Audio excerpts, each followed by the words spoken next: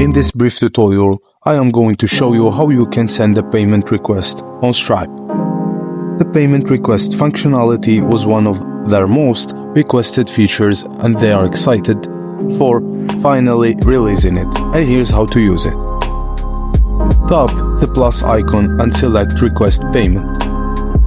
Enter the amount, description, and either an email address or mobile phone number, and tap the Send Payment Request button. Emails will be sent automatically while entering a mobile phone number, and then tapping the Send Payment Request button will allow you to select whichever app you would like to share the payment request, like WhatsApp, Messenger, whichever app you would like to share the payment. If you have entered a mobile phone number and choose to send via messaging app, be sure to complete the proceed with selecting the desired messaging app and choosing the person you want to send the payment request to, and then tap Send.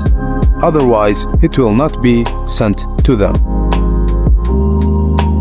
Your customer will then receive the request with the details of the payment you have requested. The payment request will be displayed in your list of payments as pending until your customer either provides their payment credentials to complete the payment. It will then change to charged, or selects cancel, and then it will display as cancelled, or the payment request will automatically be cancelled after 7 days if payment is not processed or cancelled before then.